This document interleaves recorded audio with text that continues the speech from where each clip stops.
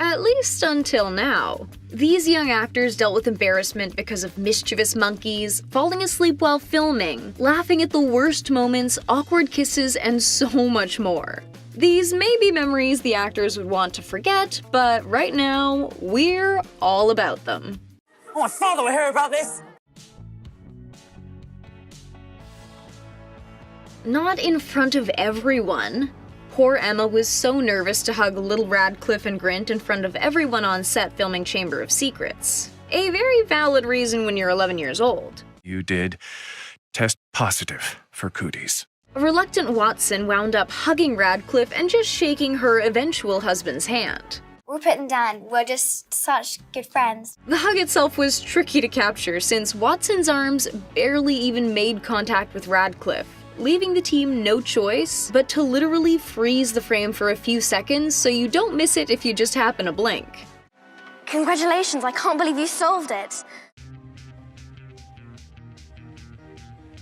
This set was bananas. Maybe the only thing harder to wrangle than a bunch of young witches and wizards were the monkeys included in McGonagall's Transfiguration class. These animals made filming pretty awkward with their not-so-safe-for-work behavior. Let's just say these actions wouldn't have flown if they were humans. The bats on set weren't innocent either. One went so far as to urinate on Rupert Grint. Rupert maybe got peed on by a bat at one point as well. Sounds like it would have been a rough day for the animal handling and wardrobe departments. Did James Phelps miss his morning coffee? While he could have been getting really into character, we have a feeling the actor was just catching some Z's during his own death scene. Yeah, super casual. Everyone had long days on set, but the busy schedule got the best of the Fred actor, who fully fell asleep and then was left alone in an empty Great Hall. What's my line? It's crazy. I have no words for it. The pressure is real. All eyes were on Tom Felton, who got so frustrated and embarrassed trying to remember his lines that the young actor fully started crying. Unable to get the words out, Chris Columbus had assured the wee Malfoy that it was going to be okay and the team captured what they needed. But in the end, it wasn't so true. The line didn't even make the final cut. Poor little Tom. That's probably the last time he forgot his lines. You got me trippin', ooh, stumbling. Emma Watson was well prepped when she filmed Beauty and the Beast. The actress went through all the trip-ups she needed filming the Yule Ball sequence in Harry Potter and the Goblet of Fire. Now, don't swing your arms, okay? Her dress and heels were gorgeous, but combined with all the eyes staring at her, waiting for the perfect fancy Hermione reveal, well, it made for a pretty rough session that saw Watson tripping down the stairs over and over and over again. I was absolutely terrified I was going to rip it or spill something on it or anything. Harry and Hermione in a tree, Kissing. The kiss obviously had to be passionate. I was half naked and covered in silver paint, so that was pretty awkward. Not only do they passionately make out, they did so while scantily clad, making kissing a co-star who was like a sibling extra awkward. Just don't do it! Giggling Grint became too much of a distraction that Watson had him kicked off the set so the awkward kissing could be done and over with as quickly as possible. It's honestly like kissing my brother. Kissing Rupert, also awkward.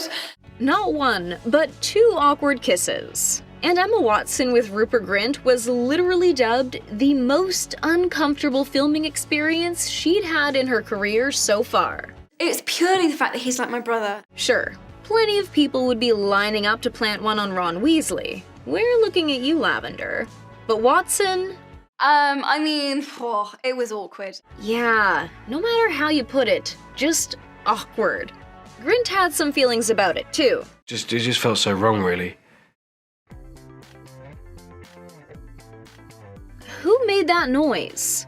Sure, they acted strict and serious, but Alan Rickman and Michael Gambon had their fair share of fun, even at the cost of throwing Daniel Radcliffe under the bus in front of a room full of people.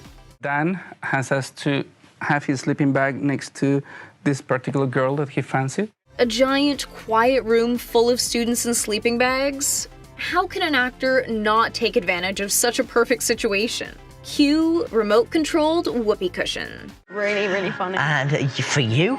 The sly addition into Radcliffe's sleeping bag controlled by Gambon We enter completely our own world. led to a lot of laughter from pretty much everyone except the Harry Potter actor. And then there are young children who are scared of me.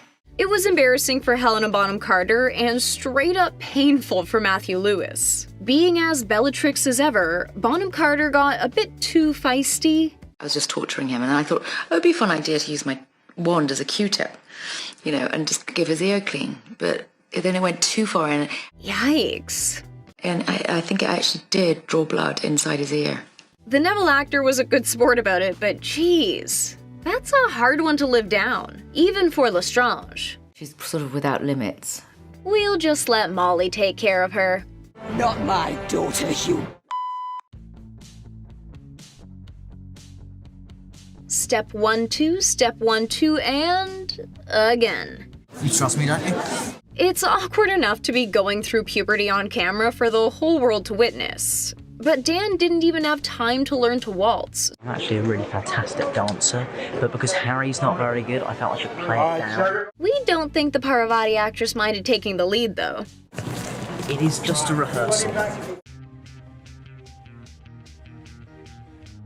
But it's not in the book. Like her character, Emma Watson was so well studied up on the OG content that she wasn't too sure about this particular awkward moment between Harry and Hermione should be included at all. The team ended up going ahead with the scene, but it remained the one in the first Deathly Hallows that the actress felt really embarrassed filming. Give her an inch and she'll go a mile. I'm not really sure what I was thinking.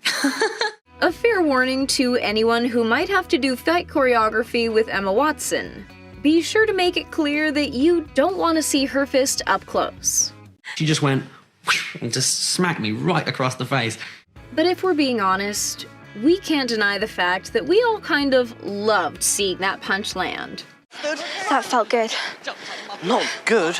Brilliant. Quiet on set? That includes you, Grint. Rupert finds everything funny. It's cute for a while, but at a certain point, the amount of time Rupert Grint spent laughing on the set got him into enough trouble that it was downright embarrassing. To think, this was happening for 8 movies. You'll ask him, what were you laughing at? And he goes, I don't know. Let's throw way back to the early 2000s. While we see the young wizard's face and think it's just adorable, it's a bit more of a cringe fest for the actor himself. If I can, I avoid ever watching. To be honest, we'd probably feel the same way if millions of people were watching us at that age. Does the embarrassment never end? For Grint, it was his hair in the 4th film that really made him cringe. Watson wasn't a fan of her awkward teenage stages being captured on film. This is actually quite traumatic for me. And Radcliffe, well, he was just plain embarrassed by his acting choices. It's not an enjoyable experience. To be fair though, for a preteen, The Boy Who Lived knocked it out of the park. Some of these were pretty brutal. We definitely wouldn't want these